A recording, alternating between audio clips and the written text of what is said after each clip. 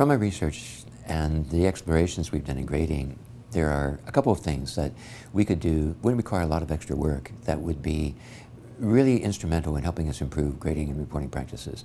One of the first would be to simply give multiple grades instead of combining everything in a single grade.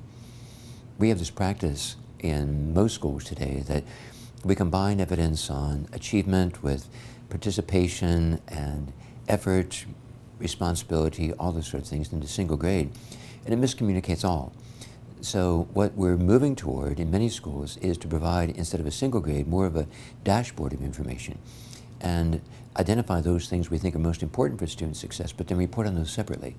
So the student who is the highly responsible low achiever would not get the same grade of the irresponsible high achiever, that we'd be able to identify those separately, report those separately, have criteria for evaluating those separately, and provide parents with information along with the students on each of those. I think if we move toward that, which we could do without any extra work, teachers are already gathering evidence on these things, that it would really help the communication process.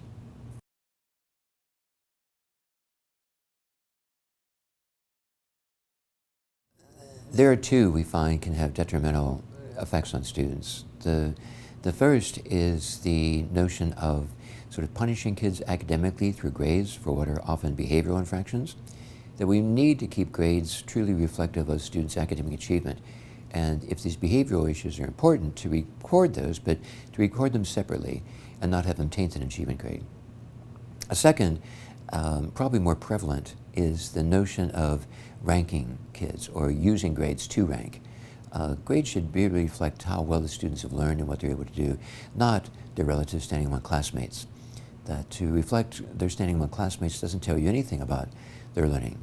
But if we can have grades established in such a way that they really communicate what students have learned, what they're able to do, especially compared to our expectations for their performance at that level or in that course, then it really moves us in a much more positive direction.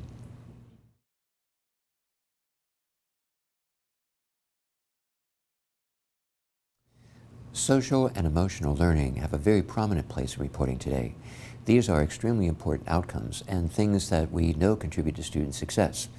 What we need to do is identify clearly what we think is important in these areas, how to communicate that to the students, help them develop those skills, and then how to report that in ways that are meaningful to parents.